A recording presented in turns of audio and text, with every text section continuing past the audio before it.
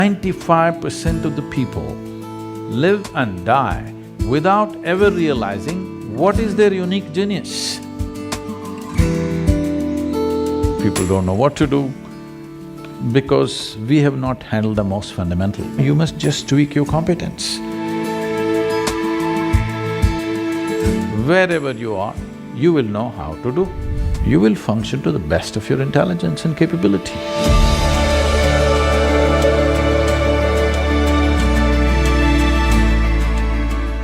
One of the things that someone that we actually met a couple weeks ago, the Dean of Harvard Business School, said to me, we were talking about leadership, and he was sharing his philosophy about leadership as the dean of a major business school.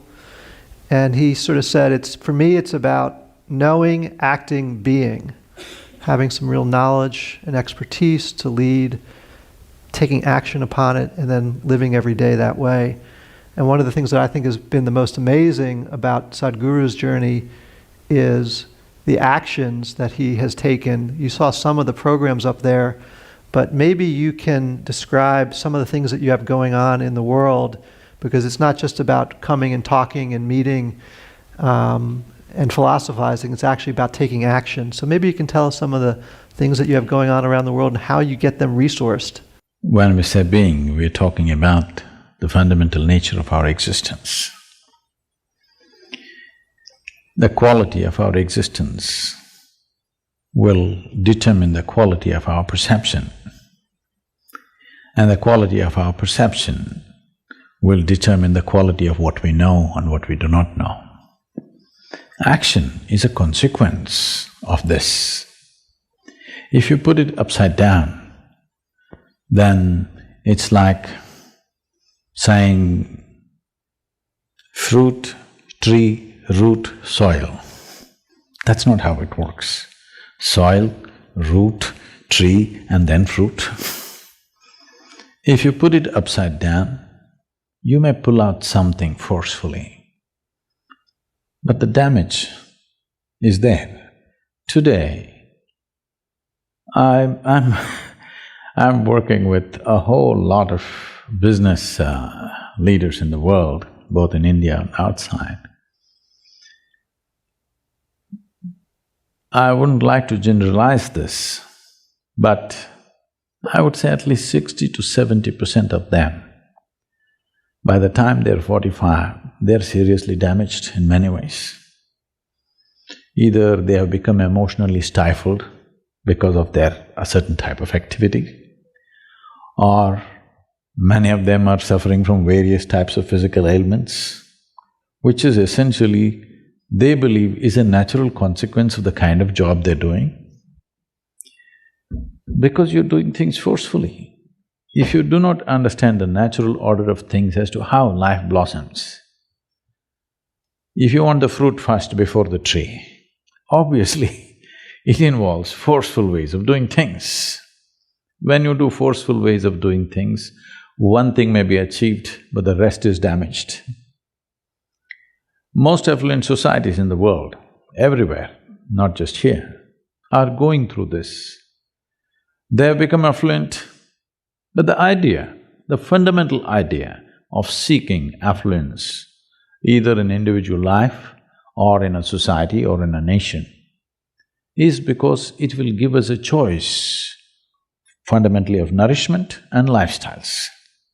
This is the reason why human beings seek affluence, so that it'll give us a whole choice of nourishment and lifestyles. Now, if you look at people's lives, these choices are not something that they're enjoying. These choices are just freaking them out. People don't know what to eat, people don't know what to do, because we have not handled the most fundamental. We want to be on the racetrack, but we don't want to build a machine for it, we just want to win. Nobody wins a race because they desire it. Who doesn't desire victory? Everybody does. But only competence wins in the end. So whether it's in a school or in a college or in a professional atmosphere, Instead of tweaking our competence, we are tweaking our desire, which we call as ambition or goal-orientedness or whatever. You're tweaking your desire without tweaking your competence, or you may be tweaking your competence, but it's coming behind the desire. No, you must just tweak your competence. What you can do may be beyond your desire, or it may be a little less than that, we don't know.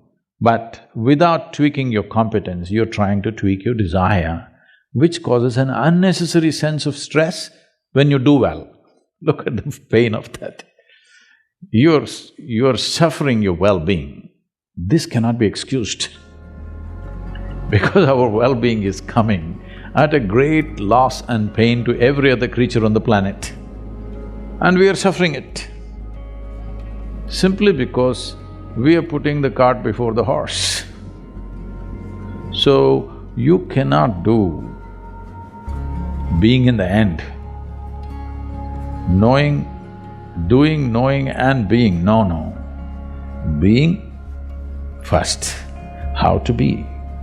If you don't know how to be, wherever we put you, you will suffer. If you know how to be, whether you work here in San Francisco or you have to work in the Mars, it doesn't matter. Wherever you are, you will know how to do. What will you do? You will function to the best of your intelligence and capability. That's all you can do.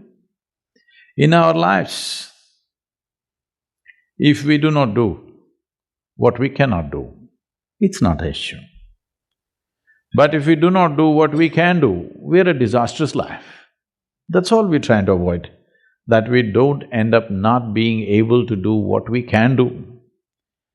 But once you create this unnecessary, completely avoidable stress that your desire is bigger than your competence, without tweaking the competence, instead of focusing everything and tweaking the competence, we are tweaking the desire.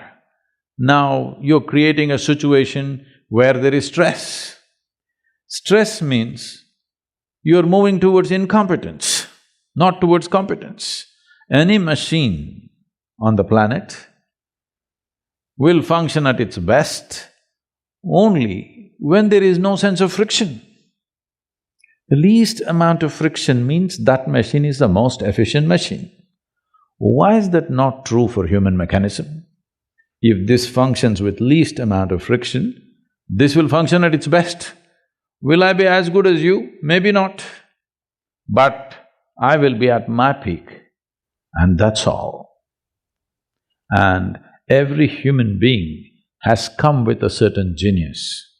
But I would say, because of the type of schooling that we have taken to in across the world, not in any one place, and the way we are approaching life, I would say 95% of the people live and die without ever realizing what is their unique genius. Only 2 to 5% of the people realize the genius of what they are capable of. Rest will all do something that somebody else is doing, they want to do that.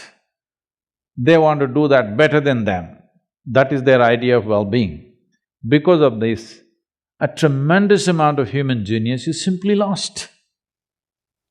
And that is the biggest crime on the planet, that human genius is stifled because everybody is trying to be in one basket and be on top of everybody else. This is a very rudimentary way of functioning in the world. Unfortunately, that's become the way everywhere. We're trying to do something, but that's in small scale. The large-scale schooling and education and professional seekings are all in this way. We all wanted to get into one basket and be on top of the pile. It's a cruel way to live. If you get there also, you will suffer. If you don't get there also, you will suffer.